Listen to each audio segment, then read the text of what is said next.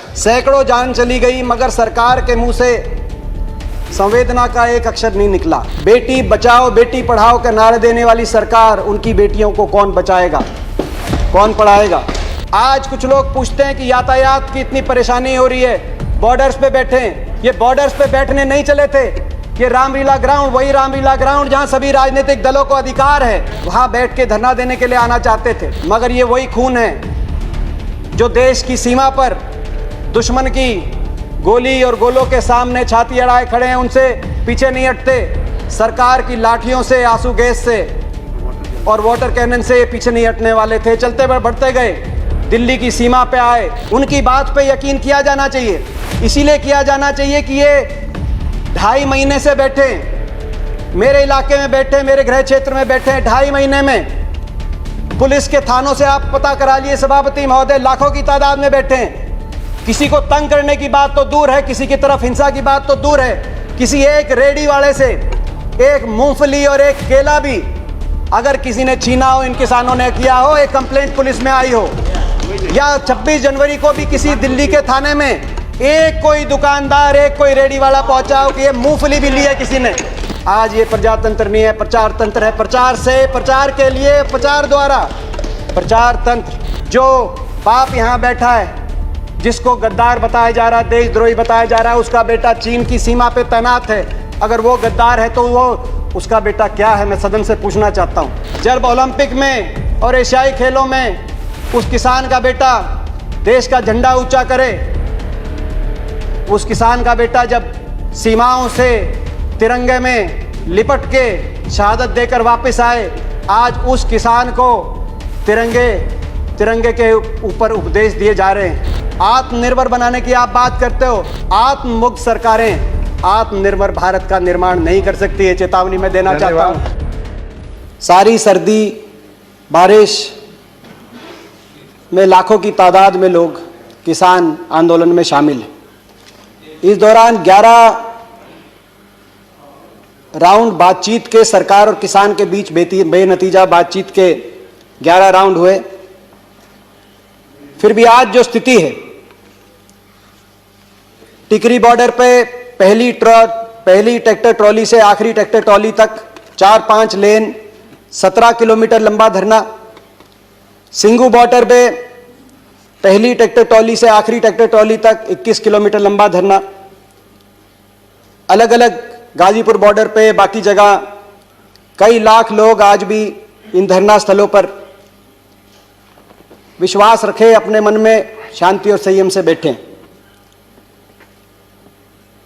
पिछले इन 72 दिन में इन धरनों स्थलों से 194 किसानों के शव, जिन्होंने अपनी जान कुर्बान कर दी, शहादत दे दी, अपने अपने गांव में वापस लौटे।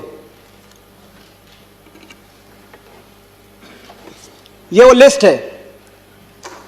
कोई पूछ रहा था कि कौन है, गांव का नाम है, परिवार का नाम है, उनका कौन सा भाई चीन की सेना पे तैनात है, कौन सा भाई पाकिस्तान की सेना पे तैनात है, उनके नाम मैं रखना चाहता हूं। मैं इसको सभा पटल पे रखना चाहूंगा। यमुनानगर के स्वर्गीय रणदीप सिंह गुंदियाना गांव के, गड्डी गुजरान करनाल के स्वर्गीय राजेश चहल, जिसका भाई आज भी लद्दाख में तैनात है। पाई के स्वर्गीय अजय ढुल, बड़ौदा गांव के भाई स्वर्गीय भाई अजय कुंडू, जिनके मैं घर गया, लगभग इनके परिवारों से मिलने गया, जिनके घर पे एक उनकी विधवा और 3 बच्चे। विधवा इतनी पढ़ी लिखी भी नहीं है, कोई नौकरी कर पाएगी। 3 लड़कियां हैं, तीनों अभी स्कूल में अनमैरिड हैं। कैसे उनकी शादी होगी, कैसी व्यवस्था होगी। बेटी बचाओ बेटी पढ़ाओ के नारे देने वाली सरकार, उनकी बेटियों को कौन बचाएगा, कौन पढ़ाएगा। सैकड़ों जान चली गई मगर सरकार के मुंह से संवेदना का एक अक्षर नहीं निकला। आज मैं देख रहा था कि मैंने सभी भाजपा की तरफ से जो लोग बोले, उनके वक्तव्य को ध्यान से सुना। इन 194 परिवारों के लिए कोई संवेदना के शब्द की बात तो दूर की बात है, जिक्र तक नहीं हुआ। ज्योतिरादित्य सिंधिया जी बोल रहे थे, 15 साल तक मेरे साथ लोकसभा में थे, उन्होंने एक किसान का जरूर जिक्र किया 26 जनवरी को, जिसने अपनी जान गंवाई। प्रचंड बहुमत का अहंकार भी दिखाई दिया, कहा कि लोग हमारे साथ हैं, मगर इन इलाकों के अंदर जनता का विश्वास ये सरकार खो चुकी है। इसका अंदाजा इस बात से लगाया जा सकता है कि हरियाणा में मुख्यमंत्री अपने गृह क्षेत्र में या उप मुख्यमंत्री अपने गृह क्षेत्र में को कार्यक्रम भी नहीं कर पाएंगे, ना कर पा रहे। उपचुनाव के बाद उपचुनाव हरियाणा के अंदर सरकार को हार का मुंह देखना पड़ रहा है, जबकि 4 साल सरकार के बाकी हैं। जनता का विश्वास कितना इस सरकार के पास है। मैं सभापति महोदय कहना चाहता हूं, ये जो धरने टिकरी बॉर्डर पे, सिंगू बॉर्डर पे, ये मेरा गृह क्षेत्र है, मैं वहीं से आया हूं। मैं इन धरनों पे गया हूं, एक एक ट्रॉली के अंदर झांक के मैंने किसान से बात करी है, मैं इन घरों में गया हूं। मुझे आपका संरक्षण चाहिए, मैं सदन के बीच में सच्चाई रखना चाहता हूं, केवल सच्चाई रखना चाहता हूं। ये स्थिति में हम कैसे पहुंचे? 5 जून 2020 को कोरोना आपदा के बीच में अध्यादेश जिनकी आवश्यकता तब होती है जब इमरजेंसी सिचुएशन हो, जैसे अभी कहा डेरेक ओब्रायन जी ने। सामान्यतः सदन, दोनों हाउस कोई भी किसी भी बिल को पास करते हैं, राष्ट्रपति जी हस्ताक्षर करते हैं और एक्ट बनता है। अध्यादेश जब राष्ट्रपति जी के हस्ताक्षर से एक्ट कानून लागू हो जाए और उसके बाद दोनों सदनों को केवल एक रबर स्टैंप की तरह उसको पारित करने के लिए प्रयोग किया गया। आंदोलन शुरू हो गया पंजाब में, 6 महीने तक आंदोलन चलता रहा हरियाणा और पंजाब में। कहीं पिपली में लाठीचार्ज हुआ तो कहीं पंजाब के एक एक टोल पे किसान बैठा, मगर उनकी सुनवाई नहीं हुई। और 6 महीने के बाद शांतिपूर्ण तरीके से वो किसान उठकर उन्होंने फैसला किया कि रामलीला ग्राउंड में जाके धरना देंगे। आज कुछ लोग पूछते हैं कि यातायात की इतनी परेशानी हो रही है, बॉर्डर्स पे बैठे हैं। ये बॉर्डर्स पे बैठने नहीं चले थे, ये रामलीला ग्राउंड वही रामलीला ग्राउंड जहां सभी राजनीतिक दलों को अधिकार है, जहां देश की सरकार के विरोध में बड़े बड़े आंदोलनों की गवाही वो रामलीला ग्राउंड देता है। जयप्रकाश नारायण आंदोलन से लेकर अन्ना आंदोलन तक वहां बैठ के धरना देने के लिए आना चाहते थे। शांति प्रिय तरीके से चले। हरियाणा की सीमा में जैसे ही आए, कोई प्रोवोकेशन नहीं था। हरियाणा की सरकार ने हमलावर हो गई। हरियाणा की सरकार सोचा था, उस समय किसान केवल शांति से जा रहे थे, सोचा था रोक लेंगे, मगर ये वही खून है जो देश की सीमा पर दुश्मन की गोली और गोलों के सामने छाती अड़ाए खड़े हैं, उनसे पीछे नहीं हटते। सरकार की लाठियों से, आंसू गैस से और वाटर कैनन से पीछे नहीं हटने वाले थे। चलते बढ़ते गए, दिल्ली की सीमा पे आए। 25 नवंबर को दिल्ली की सीमा पे पहुंचे। वहां पर देश की राजधानी की सीमा सील कर दी गई और वहां से धरना शुरू हुआ। उसके बाद सारी सर्दी, बातचीत पे बातचीत, तारीख पे तारीख, बेनतीजा बातचीत। और आखिरी दौर में भी जब 11वां राउंड हुआ तो सरकार ने बातचीत एक तरफा अपनी तरफ से बंद करी और अपमानित करके 5 घंटे तक बैठे रहे सारे किसान संगठनों के प्रतिनिधि। और 5 घंटे के बाद उनको बताया गया टेलीफोन पे कि सरकार की तरफ से बातचीत समाप्त हो चुकी है। उसके बाद उठ के गए।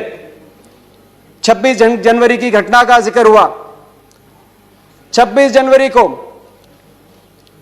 जो कुछ भी हुआ, लाल किले पे जो हुआ वो असहनीय। कहीं कोई उपद्रव होता है, असहनीय। उसकी जांच भी होनी चाहिए, जो दोषी भी हो उनके खिलाफ कड़ी से कड़ी कार्रवाई भी होनी चाहिए। लेकिन न्याय का तकाजा है, दोषी तो बचे नहीं मगर निर्दोष फंसे नहीं। यह व्यवस्था है न्याय की हमारे देश में। 26 जनवरी की जब घटना आई तो इस घटना की निंदा सारे किसान संगठनों ने करी। उन्होंने सबने अपने आप को इस घटना से अलग कर दिया और कहा जो दोषी हैं उच्च स्तरीय निष्पक्ष जांच हो। तरह तरह के लोगों के नाम सामने आ रहे हैं। कई लोग कुछ राजनीतिक दल से संबंधित भी हैं, कई लोग कईयों के इलेक्शन एजेंट भी रहे हैं, मगर मैं आज उस विषय में नहीं जाना चाहता। उनके नाम सामने आ रहे हैं, सारे तथ्य सामने आए, दोषियों के खिलाफ सजा हो। सारे किसान संगठनों ने कहा उनकी बात पे यकीन किया जाना चाहिए। इसीलिए किया जाना चाहिए कि ये 2.5 महीने से बैठे, मेरे इलाके में बैठे, मेरे गृह क्षेत्र में बैठे, 2.5 महीने में पुलिस के थानों से आप पता करा लिए सभापति महोदय, लाखों की तादाद में बैठे हैं। किसी को तंग करने की बात तो दूर है, किसी की तरफ हिंसा की बात तो दूर है, किसी एक रेडी वाले से एक मूंगफली और एक केला भी अगर किसी ने छीना हो, इन किसानों ने किया हो, एक कंप्लेंट पुलिस में आई हो, या 26 जनवरी को भी किसी दिल्ली के थाने में एक कोई दुकानदार, एक कोई रेडी वाला पहुंचा हो कि ये मूंगफली भी ली है किसी ने, वहां जाके आप पता करिए।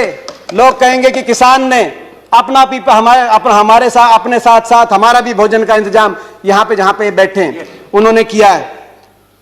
इनकी बात पे इसीलिए भी यकीन किया जाना चाहिए कि इन धरनों से 200 लाशें, लगभग 194 लाशें जब वापस गई, आदमी विचलित हो जाता है, उत्तेजित हो जाता है। गुलाम नबी आजाद साहब ने बड़े बड़े किसान आंदोलनों की याद दिलाई इस सदन को और कहा कि हर आंदोलन में सरकार झुकी थी, चाहे ब्रिटानिया सरकार हो या आजाद भारत की सरकार। और यह आंदोलन इसलिए अलग है क्योंकि सरकार झुक नहीं रही। एक और वजह से आंदोलन अलग है, चाहे वो पगड़ी समाल जट्टा आंदोलन हो 1905 का, चाहे वो चंपारण सत्याग्रह हो, चाहे वो बरदौली का आंदोलन हो गुजरात का, किसी आंदोलन में इतने किसानों ने अपनी जान कुर्बान नहीं करी जितने इस आंदोलन में जुर्बान का किसान कर। मगर ये विचलित नहीं हुए, लाशें इन धरनों से अपने अपने गांव में जाती रही, विचलित नहीं हुए, शांति से संयम से बैठे रहे। इनकी नीयत का अंदाजा उससे लगाना चाहिए देश को। न्याय का तकाजा था, दोषी बचे नहीं और निर्दोष फंसे नहीं। लेकिन क्या हुआ इस घटना के बाद? इस घटना के बाद निर्दोष लोगों पर को निशाना बनाया गया, झूठे मुकदमे किसान पर, पत्रकारों पर। किसान आंदोलन को बदनाम करने के लिए मीडिया का एक तबका, साजिशें और षड्यंत्र बड़े बड़े रचे जाने लगे। किसान की आवाज को कुचलने के लिए प्रचार तंत्र हमलावर हो गया, प्रचार तंत्र झोंक दिया गया। प्रजातंत्र नहीं, प्रचार तंत्र। आज ये प्रजातंत्र नहीं है, प्रचार तंत्र है। प्रचार से, प्रचार के लिए, प्रचार द्वारा प्रचार तंत्र। देशद्रोही बताया गया जो इन धरनों में बैठे हैं, देशद्रोही बताया गया। कहा कि आतंकवादी हैं, चीन पाकिस्तान से फंडेड हैं, गद्दार हैं। मैं पूछना चाहता हूं, जो बाप यहां बैठा है जिसको गद्दार बताया जा रहा है, देशद्रोही बताया जा रहा है, उसका बेटा चीन की सीमा पे तैनात है। अगर वो गद्दार है तो वो उसका बेटा क्या है? मैं सदन से पूछना चाहता हूं, मैं माननीय रक्षा मंत्री से पूछना चाहता हूं। ये जो दिल्ली के आसपास का इलाका है, हरियाणा, पंजाब, पश्चिमी उत्तर प्रदेश, राजस्थान, जय जवान जय किसान को चरितार्थ करती हुई भूमि, मुझे गर्व है। मैं इस भूमि का एक बेटा हूं, मैं किसान का बेटा हूं। ये भूमि, ये वही भूमि है। मैं केवल हरियाणा की बात करूं, हर 10वां सैनिक फौज का आज भी हरियाणा से। 20% हमारे खाद्य भंडार, आज हरियाणा का किसान मेहनत करके 20% खाद्य भंडार बनने का काम करता है। देश के लिए 40% मेडल, चाहे ओलंपिक हो, कॉमनवेल्थ हो, एशियाई खेलों में हरियाणा के खिलाड़ी लाने का काम करते हैं। जब ओलंपिक में और एशियाई खेलों में उस किसान का बेटा देश का झंडा ऊंचा करे, उस किसान का बेटा जब सीमाओं से तिरंगे में लिपट के शहादत देकर वापस आए, आज उस किसान को तिरंगे के ऊपर उपदेश दिए जा रहे हैं। मैं पूछना चाहता हूं, उससे ज्यादा कौन देशभक्त हो सकता है? मैं पिछले हफ्ते बताऊं, मैं अपने इलाके की बताना चाहता हूं, इस इलाके के बारे में। मैं पिछले हफ्ते में मेरे क्षेत्र में, मेरे गृह क्षेत्र में 3 डेड बॉडी आई, एक अरुणाचल से, एक लद्दाख से। सिवाना गांव बेरी के अंदर बीएसएफ के जवान शहीद सचिन, गांव जूडी कोसली के अंदर शहीद दीपक कुमार यादव, और खरखड़ा गांव के अंदर शहीद कैप्टन जगतार सिंह। 3 बॉडीज वापस आई, 3 बॉडीज देश की सीमाओं से वापस आई, शहादत दिए। और 1 दर्जन किसानों की, उनके परिजनों की डेड बॉडी दिल्ली की सीमाओं से उन्हीं गांव में वापस गई। मगर दुर्भाग्य यह है उसी जवान को, उस जवान और उस किसान को आमने सामने खड़ा कर दिया गया है। उनके बीच में कंक्रीट की दीवार और कीलें लगा दी गई हैं। मैं कहना चाहता हूं सरकार से, दिल्ली की सीमा पर लगी हुई ये कीलें लोकतांत्रिक मूल्यों के ताबूत में सियासत की कीलों के रूप में आपने लगाई हैं। मगर यह भी मैं बोलना चाहता हूं, आपसे हृदय से बोलना चाहता हूं, लाठी तंत्र कभी लोकतंत्र को नहीं हरा सकता। देश का अन्नदाता कभी धनाढ्य और उद्योगपतियों का गुलाम नहीं बन सकता। इन कीलों को, इन नफरत की कीलों को किसान, इन नफरत के कीलों को जो उगाया है सरकार ने, नफरत की कीलों की जो खेती की है, इसकी भी कटाई किसान अपने प्यार की दराती से करना जानता है। इस सब के बाद भी सच आएगा। सच में ताकत है, सच आएगा। इंटरनेट, आज मेरे पूरे इलाके के अंदर इंटरनेट बंद है। आपके इंटरनेट, आपकी दीवारें, आपके पहरे, आपकी कीलें सच को रोक नहीं पाएंगी। सच बाहर आएगा, एक दिन सच जरूर आएगा और हम न्याय और अन्याय की लड़ाई जरूर जीतेंगे। एक आशा जगी थी प्रधानमंत्री, 3-4 दिन पहले एक बात आई प्रधानमंत्री जी की तरफ से कि मैं दूर नहीं हूं, एक टेलीफोन कॉल, मैं बहुत नजदीक हूं, एक टेलीफोन कॉल की इंतजार है। आशा कुछ जगी थी। मगर मैं पूछना चाहता हूं, उसके बाद 4-5 दिन से हुआ विपरीत। जैसे ही प्रधानमंत्री जी ने यह कहा, अगले दिन सीमेंट की मोटी मोटी दीवारें, 15-15 बैरिकेड लेयर की बैरिकेडिंग, हजारों की तादाद में हथियारों से लैस पुलिस बल, और यहां तक कि इंटरनेट, मेट्रो, बिजली, पानी और शौचालय की जो टेम्परेरी टॉयलेट लगे हुए थे, वो फैसिलिटी भी वहां से अगले दो प्रधानमंत्री जी के बाद के तुरंत बाद हटा दी गई। शौचालय, स्वच्छ भारत का नारा देने वाली सरकार, जहां इन धरनों से लाखों किसान जहां डटे हुए हैं, वहां से शौचालय को भी हटवाने का काम कर रही है। दुश्मन की फौज को भी सरेंडर कराते हैं, वहां भी पानी का और शौचालय का इंतजाम कराते हैं। मैं पूछना चाहता हूं, ये कौन है? प्रधानमंत्री जी तो कह रहे हैं कि हम किसान के नजदीक है, भाई एक फोन कॉल दूर है। मैं पूछना चाहता हूं, कौन है जो मगर प्रधानमंत्री जी और किसान के बीच में दूरियां पैदा कर रहा है पिछले 3-4 दिन में? ये किसान देश की राजगद्दी पे कब्जा करने नहीं आए। ये किसान क्या मांग रहे हैं? ये केवल ये मांग कह रहे हैं कि जो सरकार ने दिया उसको भी लौटाना हम चाहते हैं। जो जिस हाल में हम थे, जो हमारे पास बचा था, उनको इन 3 कानूनों के माध्यम से ना छीनो, केवल ये गुहार करने आए हैं। किसान आखिर आपसे क्या मांग रहा है? एमएसपी को बचाने की और उसको मजबूत करने की लड़ाई किसान लड़ रहा है। वही एमएसपी जो संविधान सभा में 1948 में सबसे पहले मेरे स्वर्गीय दादाजी चौधरी रणबीर सिंह जी ने जिसकी मांग करी थी कि किसान को न्यूनतम समर्थन मूल्य उसकी फसल पे देना पड़ेगा, किसान को बचाना है, तो उस एमएसपी को मजबूत करने, उस एमएसपी को बचाने के लिए किसान लड़ाई लड़ रहा है। उस एपीएमसी और उस मंडी व्यवस्था को बचाने के लिए किसान लड़ रहा है जो चौधरी छोटू राम ने 1938 में ज्वाइंट पंजाब, पेशावर से पंजाब तक, पेशावर से पलवल तक जब एक राज्य था, उस समय जब मंडी व्यवस्था बनी थी, उस मंडी व्यवस्था को मजबूत करने के लिए किसान लड़ाई लड़ रहा है। उस उपभोक्ता को बचाने के भी लिए लड़ाई लड़ रहा है जो एसेंशियल कमोडिटी एक्ट से जो भंडारण, असीमित भंडारण। माननीय दीपेंद्र जी कंक्लूड करिए, आपका समय हो गया। ऑलरेडी समय अधिक हो गया। हाँ, समय अधिक हो गया। तो उस उपभोक्ता को बचाने के लिए भी लड़ाई लड़ रहा है।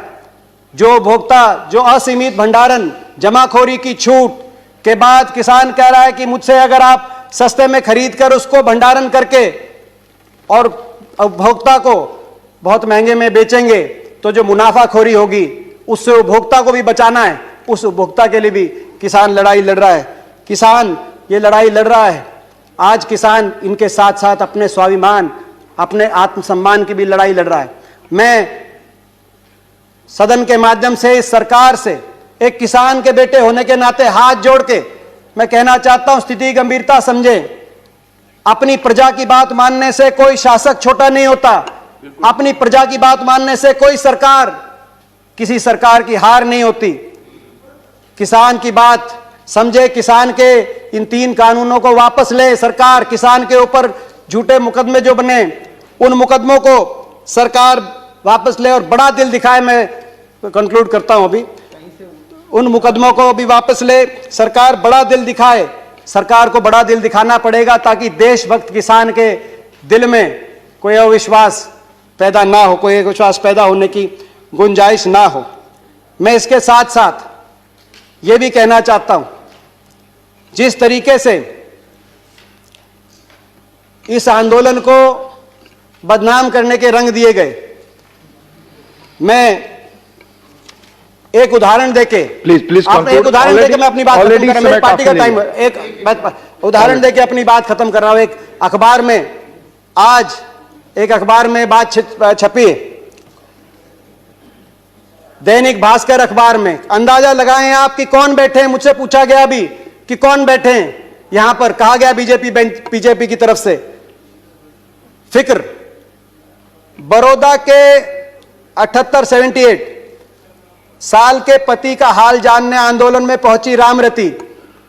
54 दिन के बाद पति को देखकर छलके आंसू, बोली, बालका के बाबू तू ठीक से। 54 दिन। मैं सरकार को कहना चाहता हूं, किसानों की बात माने हाथ जोड़कर, और आत्ममंथन भी करे सरकार। यह आत्ममंथन का भी समय है सरकार का। आप आत्मनिर्भर की बात कर रहे हैं, अभी बोल रहे थे कि भाई किसान के लिए क्या किया। ये वही किसान है।